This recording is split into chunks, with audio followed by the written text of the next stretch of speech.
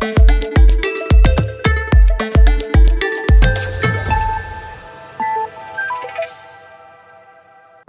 students. In this session we are going to discuss about decomposition reactions. हम सब जानते हैं हमारे आसपास जो भी केमिकल चेंजेस हो रहे हैं उनके लिए एक्चुअल में जो रिस्पॉन्सिबल है वो है अलग अलग तरीके की केमिकल रिएक्शन। अब जैसा कि मैंने कहा different types of chemical reaction, तो जैसे कि हमारे पास हो सकती है कॉम्बिनेशन रिएक्शन। आफ्टर कॉम्बिनेशन हमारे पास एक और टाइप की रिएक्शन होती है जिसे हम कहते हैं decomposition reaction. After this we have displacement और we can also call it as single displacement reaction and after that we have double displacement reaction। इन सभी के साथ एक इंटरेस्टिंग टाइप ऑफ रिएक्शन भी देखने को मिलती है जिसे हम कहते हैं ऑक्सीडेशन एंड रिडक्शन रिएक्शंस। आज के सेशन में पर्टिकुलरली हम डिस्कशन करने वाले हैं about the decomposition reactions. So let's get started with the word decomposition first. सबसे पहले ये समझना बहुत ज्यादा जरूरी है कि जो वर्ड है डीकॉम्पोजिशन, इसका मतलब क्या होता है। देखो, अगर हम वर्ड से समझें, it means to break up a substance into smaller and simpler substances. कोई बड़ा सब्सटेंस है उसे छोटे पार्ट्स में हम ब्रेक कर रहे हैं, सिंपल सा ये मतलब होता है डीकॉम्पोजिशन का। अगर हम डीकॉम्पोजिशन रिएक्शंस की बात करें तो रिएक्शन हम किसे कहेंगे, जहां पर हमारे पास सिंगल कंपाउंड है और वो सिंगल कंपाउंड छोटे छोटे सिंपलर सब्सटेंसेस में ब्रेक डाउन हो रहा है। अब ये जो सिंपलर सब्सटेंसेस हैं ये एलिमेंट्स भी हो सकते हैं और ये कंपाउंड्स भी हो सकते हैं। So how can we define this decomposition reaction over here? Reaction in which single compound breaks up into two or more simpler substances. It is known as what? Decomposition reaction. Still confused? चलिए थोड़ा सा visualise करते हैं। मान लीजिए हमारे पास ये compound है दैट इज AB। A और B के बीच में हमें यहाँ पर बॉन्ड दिखाई दे रहा है, दैट मीन्स ये हमारे पास है एक कंपाउंड। अब ये जो कंपाउंड है फर्दर ब्रेक डाउन हुआ है इनटू सिंपलर सब्सटेंसेस। अब हमारे पास यहाँ पर A है और B है और बीच में प्लस लगा हुआ है। जब भी बीच में प्लस है दैट मीन्स अलग अलग प्रोडक्ट्स हमें देखने को मिले। हमारे पास एक कंपाउंड था, अब वो सिंपलर सब्सटेंसेस में ब्रेक डाउन हो चुका है। तो ये केमिकल रिएक्शन तो है, लेकिन इस तरीके की केमिकल रिएक्शंस को हम कहते हैं डीकॉम्पोजिशन रिएक्शंस। लेकिन अब ये जो डीकॉम्पोजिशन रिएक्शंस हैं ये भी अलग अलग तरीके की हो सकती हैं, या हम यूँ कहें ये जो कंपाउंड है ये हीट की प्रेजेंस में ब्रेक डाउन हो सकता है, ये इलेक्ट्रिक करंट की प्रेजेंस में भी ब्रेक डाउन हो सकता है और ये सनलाइट की प्रेजेंस में भी ब्रेक डाउन हो सकते हैं। So here we have the types of decomposition reaction. First one, thermal decomposition. Next up we have is our electrical decomposition and next we have photolytic decomposition. So let's discuss them one by one. सबसे पहले हम बात करते हैं thermal decomposition की। तो देखो, जब थर्मल वर्ड की बात आती है, what is the meaning of this word thermal? Thermal means heat energy हम यूज कर रहे हैं। Whenever heat energy is being used to break the bonds of the reactants, that kind of decomposition reaction is known as what? Thermal decomposition reaction. For example, यहाँ पर हमारे पास है एक example that is decomposition of ferrous sulfate on heating. Ferrous sulphate के जो crystals होते हैं वो ग्रीन कलर के होते हैं, हम सब जानते हैं। तो फॉर्मूला क्या होगा इसके लिए? FeSO4.7H2। यहाँ पर ये जो .7H2O है ये रिप्रेजेंट करता है वाटर ऑफ क्रिस्टलाइजेशन को। अब जैसा कि हमें समझ में आ रहा है डीकॉम्पोजिशन होने वाला है, तो ये जो कंपाउंड है ये सिंपलर सब्सटेंसेस में ब्रेक डाउन होने वाला है। तो यहाँ पर किसकी प्रेजेंस में बॉन्ड्स ब्रेक होने वाले हैं? In the presence of heat. जैसे ही हम इस फेरस सल्फेट को हीट करने वाले हैं, तो हीट करने पर हमें थोड़ा थोड़ा समझ में आ रहा है कि सबसे पहले ये जो वाटर ऑफ क्रिस्टलाइजेशन है ये रिमूव होने वाला है। एग्जैक्टली तो यहाँ पर वाटर ऑफ क्रिस्टलाइजेशन रिमूव हो गया, ये सेपरेट हो चुका है, बीच में प्लस आ रहा है, दैट मीन्स सेपरेट सब्सटेंस अब हमें यहाँ पर मिल चुका है। साथ में हमारे पास क्या बचा? Anhydrous ferrous sulphate. अब ये जो एनहाइड्रस फेरस सल्फेट है, अब इसका कलर आपको ग्रीन नहीं दिखाई देगा, अब ये हमें व्हाइट कलर की फॉर्म में देखने को मिलेगा। ऑलराइट, चलिए अब आप इसे कंटिन्यूअसली हीटन अप करें। कंटिन्यूअसली हीटन अप करने पर ये जो कंपाउंड है that is FeSO4 that is anhydrous ferrous sulphate जो कि व्हाइट कलर में है, ये भी फर्दर सिंपलर सब्सटेंसेस में ब्रेक डाउन होगा। अब जो हमें फाइनली प्रोडक्ट्स मिलने वाले हैं वो है reddish brown substance that is our ferric oxide. इसी के साथ साथ पंजेंट स्मेलिंग गैसेस यहाँ पर रिलीज होने वाली हैं that is oxides of sulphur. यहाँ पर हमारे पास सल्फर डाइऑक्साइड देखने को मिल रही है और यहाँ पर हमारे पास है sulphur trioxide. Alright, so this is an example of thermal decomposition reaction. चलिए, स्टिल थोड़ा सा कंफ्यूजन है तो हम इसे विजुलाइज करते हैं कि एक्चुअल में किस तरीके से ये प्रोसेस हो रहा है, किस तरीके से ये केमिकल चेंज हो रहा है। तो देखिए, यहाँ पर हमारे पास बॉइलिंग ट्यूब है, इसमें हमें ग्रीन कलर के क्रिस्टल्स दिखाई दे रहे हैं। ये जो ग्रीन कलर के क्रिस्टल्स हैं ये हम जानते हैं किसके हैं? फेरस सल्फेट के। इनिशियली यहाँ पर .7H2O that means water of crystallisation यहाँ पर प्रेजेंट है। ग्रेजुअली जैसे ही हम इसे हीटन अप करना स्टार्ट कर रहे हैं या हीटन अप कर रहे हैं, तो क्या आपको नोटिस हो रहा है ये जो ग्रीन कलर था वो नहीं दिखाई दे रहा है, अब हमें व्हाइट कलर का सब्सटेंस देखने को मिल रहा है। Now this white color substances are anhydrous ferrous sulfate. Gradually यहाँ से गैसेस रिलीज हो रही हैं।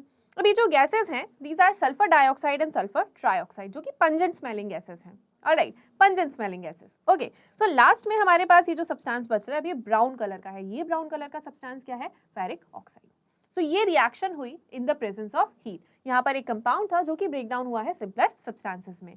चलिए कुछ और एग्जांपल्स हम यहाँ पर देखते हैं, जैसे कि decomposition of limestone on heating.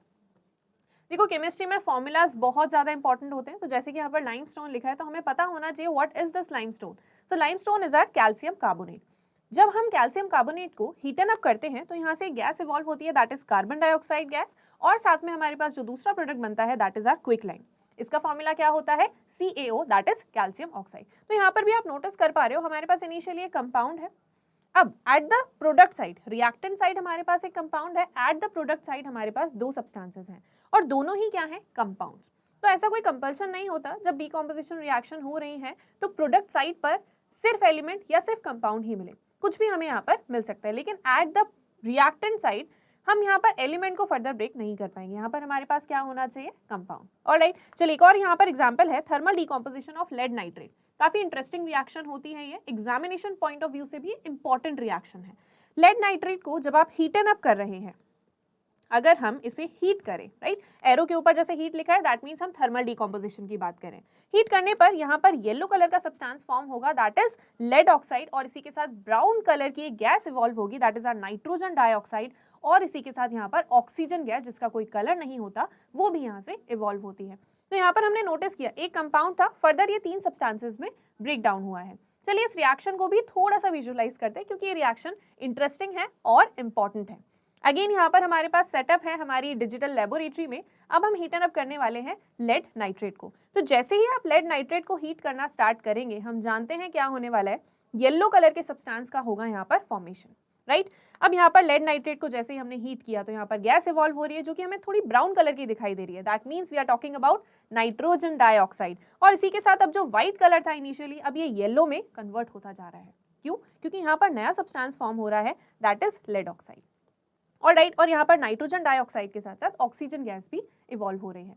This is about the thermal decomposition, or we can say decomposition of lead nitrate. All right, चलिए next type of decomposition here we have is our electrical decomposition, and as the word suggests, electrical decomposition. यहाँ पर भी decomposition हो रहा है, लेकिन किसकी presence में हो रहा है? Instead of heat, अब यहाँ पर हम use कर रहे हैं electrical energy.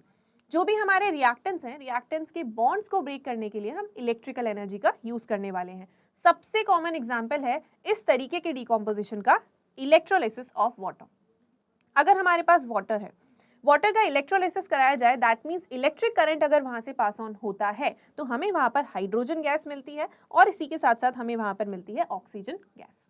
ऑलराइट, तो यहाँ पर किसकी प्रेजेंस में डिकॉम्पोजिशन हुआ? इलेक्ट्रिक करंट की प्रेजेंस में। तो इस तरीके के डिकॉम्पोजिशन को हम कहते हैं इलेक्ट्रोलाइटिक डिकॉम्पोजिशन, या सिंपली इलेक्ट्रोलाइसिस वर्ड भी हम यहाँ पर यूज कर सकते हैं। पूरा सेटअप होगा, यहाँ पर हमारे पास कैथोड भी होता है और एनोड भी होता है। रॉ सेटअप अगर हम देखना चाहें तो कुछ इस तरीके का सेटअप होगा, एनोड और कैथोड। तो यहाँ पर होगा क्या? ऑक्सीजन गैस रिलीज होगी एनोड की तरफ और हाइड्रोजन गैस रिलीज होगी कैथोड की तरफ, क्योंकि कैथोड बीइंग नेगेटिवली चार्ज तो इसकी तरफ कौन अट्रैक्ट होगा? हाइड्रोजन। तो हाइड्रोजन गैस निकलेगी कैथोड से। इन द सेम वे यहाँ पर ऑक्सीजन गैस हमारी कहाँ से निकल जाती है? एनोड से। And this one here we have is our cathode. तो ये पूरा रॉ सेटअप है किसके लिए? इलेक्ट्रोलिसिस प्रोसेस के लिए। यहाँ पर हमारे पास इलेक्ट्रिक करंट पास ऑन करने के लिए पूरा सेटअप है। जैसे ही इलेक्ट्रिक करंट पास ऑन हुआ तो पास ऑन होने पर डीकॉम्पोजिशन हो जाता है वाटर मॉलिक्यूल्स का। ऑलराइट, चलिए कुछ और यहाँ पर हमारे पास एग्जांपल्स हैं, जैसे कि इलेक्ट्रोलाइसिस ऑफ मॉल्टन सोडियम क्लोराइड। अगर आपके पास मॉल्टन सोडियम क्लोराइड है, इस पर आप इलेक्ट्रिक करंट पास ऑन कर रहे हैं, तो यहाँ पर फॉर्मेशन किसका होता है? सोडियम का, और क्लोरीन गैस यहाँ से इवॉल्व होती है। तो NaCl मॉल्टन फॉर्म में आपने यूज किया है, एक्वस फॉर्म में आपने यहाँ पर यूज इसे नहीं किया है। जनरली इसका यूज किया जाता है मेटलर्जिकल प्रोसेस में। ऑलराइट, तो जब आपको सोडियम को एक्सट्रैक्ट करना हो प्योर फॉर्म में तो वहां पर हम इस इलेक्ट्रोलाइसिस प्रोसेस का यूज करते हैं। सो अगेन आप यहाँ पर देख पा रहे हो इलेक्ट्रिक करंट की प्रेजेंस में सब्सटेंस आपका ब्रेक डाउन हो रहा है। Next we have electrolytic decomposition of molten alumina. Again हम इसका यूज मेटलर्जी के प्रोसेस में ही करने वाले हैं। तो यहाँ पर अगर आपके पास एल्यूमिनियम ऑक्साइड है, आपने इलेक्ट्रिक करंट यहाँ पर जैसे ही पास ऑन किया, एल्यूमिनियम आपको मिला, साथ में ऑक्सीजन गैस यहाँ से इवॉल्व हुई। अब ये देखो अपवर्ड एरो यहाँ पर बना हुआ है, तो ये अपवर्ड एरो रिप्रेजेंट करता है किसी भी केमिकल इक्वेशन में कि वहां पर गैस इवॉल्व हो रही है। अगर डाउनवर्ड एरो हो, व्हाट डज इट मीन? कि वहां पर कोई सब्सटेंस प्रेसिपिटेट की फॉर्म में हमें मिल रहा है। तो यहाँ पर अपवर्ड एरो क्यों है? क्योंकि ऑक्सीजन गैस यहाँ से इवॉल्व हो रही है। इजी। तो ये दोनों मेटल्स हम मेटलर्जी के फॉर्म में या हम कहें मेटलर्जिकल प्रोसेसेस में एक्सट्रैक्ट कर सकते हैं। यहाँ पर आप पर्टिकुलर प्रोसेस क्या यूज कर रहे हैं, इलेक्ट्रोलिसिस या हम कहें electrolytic decomposition. Easy. Okay, next we have photolytic decomposition. जैसे आपने हीट को यूज किया, आपने इलेक्ट्रिक करंट को यूज किया, अब आप यूज करने वाले हैं यहाँ पर सनलाइट को। सनलाइट की प्रेजेंस में जब डीकॉम्पोजिशन होगा तो उसे हम कहते हैं सिंपली फोटोलिटिक डीकॉम्पोजिशन। यहाँ पर आप यूज करने वाले हैं light energy to break the bonds of the reactants. For example यहाँ पर हमारे पास है सिल्वर क्लोराइड। सनलाइट की प्रेजेंस में सिल्वर क्लोराइड जो है वो ब्रेक डाउन होता है इनटू सिल्वर एंड क्लोरीन। तो यहाँ पर एक रॉ फॉर्म हम ऐसा समझ सकते हैं कि यहाँ पर हमारे पास इस वेसल में सिल्वर क्लोराइड है, सनलाइट की प्रेजेंस में यहाँ पर डीकॉम्पोजिशन रिएक्शन हुई और हमें सिल्वर और क्लोरीन गैस यहाँ पर देखने को मिली। Easy. Okay. Now next up we have few more examples of photolytic decomposition. Here we have silver bromide. Again, in the presence of sunlight, ये जो silver bromide है, यहाँ से हमें क्या substances मिलने वाले हैं या हम यूँ कहें कि क्या products मिलने वाले हैं। ब्रोमीन गैस जो कि रेडिश ब्राउन कलर में होगी और इसी के साथ हमें ग्रे कलर का सब्सटेंस मिलने वाला है, that is our silver. Initially हमारे पास सिल्वर ब्रोमाइड है जो कि सॉलिड फॉर्म में है, आपको सिल्वर मिल रहा है जो कि अगेन सॉलिड फॉर्म में है, लेकिन आपको एक गैस भी वहां पर मिल रही है, that is our bromine gas. Alright, next up we have photolytic decomposition of hydrogen peroxide. ये थोड़ा सा इंटरेस्टिंग होता है। हाइड्रोजन परऑक्साइड को हमेशा एम्बर कलर्ड या हम कहें कलर्ड बॉटल्स में रखा जाता है। क्यों? क्योंकि अगर आपने उसे ट्रांसपेरेंट बॉटल में रखा तो लाइट की प्रेजेंस में हाइड्रोजन परऑक्साइड का हो जाएगा डीकॉम्पोजिशन। तो इसे रोकने के लिए हम हमेशा इसे एम्बर कलर्ड बॉटल्स में फिल करके रखते हैं। नाउ यहाँ पर लाइट की प्रेजेंस में हो क्या रहा है, हाइड्रोजन परऑक्साइड डीकम्पोज हो रहा है into water and oxygen. Alright, तो यहाँ पर इस तरीके से हम फोटोलिटिक डीकम्पोजिशन को एक्सप्लेन कर सकते हैं। अब देखो, कोशिश करिए जब भी आप केमिकल इक्वेशंस लिखते हैं तो हमेशा वो बैलेंस्ड फॉर्म में होनी चाहिए। जैसे कि अगर हम इन रिएक्शंस को देखें तो यहाँ पे अभी हमें बैलेंस्ड फॉर्म में दिखाई दे रही है। लाइक अगर हम सिल्वर ब्रोमाइड की बात करें तो AgBr, यहाँ पर दो एटम्स यहाँ पर प्रेजेंट है तो यहाँ पर ये दोनों बैलेंस्ड है। लेकिन अगर हम हाइड्रोजन परऑक्साइड को देखें तो हाइड्रोजन तो हमारा यहाँ पर बैलेंस्ड है, क्या ऑक्सीजन यहाँ पर बैलेंस्ड है? जरा चेक करिए। अब ऑक्सीजन यहाँ पर डेफिनेटली बैलेंस्ड है क्योंकि यहाँ पर ऑक्सीजन है 2 2 4, तो ऑक्सीजन कितना हुआ यहाँ पर 4। और यहाँ पर अगर हम देखें तो 2 ऑक्सीजन इस प्रोडक्ट में प्रेजेंट है और 2 ऑक्सीजन इस प्रोडक्ट में प्रेजेंट है। अगेन यहाँ पर भी हमारा ऑक्सीजन बैलेंस्ड है। तो ऐसा मैंने इसलिए बताया क्योंकि कई बार जब हम इक्वेशंस लिखते हैं तो हम अनबैलेंस्ड फॉर्म में लिख देते हैं, लेकिन कोशिश करिए कि आप मोस्ट ऑफ द इक्वेशन अगर आप एग्जाम्पल में भी लिख रहे हैं तो भी हम उसे बैलेंस्ड फॉर्म में लिखने की कोशिश करें। Alright, चलिए, after this here we have an interesting question related to this particular decomposition reaction. Breaking of lead bromide into lead and bromine is an example of, यहाँ पर आपके पास इस तरीके से ऑप्शन है और हम जानते हैं this is an example of decomposition reaction। तो इस क्वेश्चन के लिए जो करेक्ट आंसर हो जाता है वो है ऑप्शन नंबर 1। ऑलराइट, चलिए एक और क्वेश्चन हम यहाँ पर देखते हैं कि किस तरीके से क्वेश्चन फॉर्म यहाँ पर हो सकता है। Now which of the following is not a decomposition reaction? यहाँ पर आपके पास कुछ एग्जाम्पल्स हैं, हम कहें कुछ ऑप्शंस हैं, इनमें से आपको बताना है कि कौन सा डीकॉम्पोजिशन रिएक्शन नहीं है। तो अगर आप ध्यान से देखो, यहाँ पर एट द रिएक्टेंट साइड एक ही सब्सटेंस है, एट द रिएक्टेंट साइड एक ही रिएक्टेंट प्रेजेंट है, तो ये दोनों डेफिनेटली आपके डीकॉम्पोजिशन रिएक्शन होने वाले हैं। तो ये दोनों तो आंसर हमारे नहीं हो सकते। अब हम बात करते हैं हमारी बॉडी में होने वाले डाइजेशन की।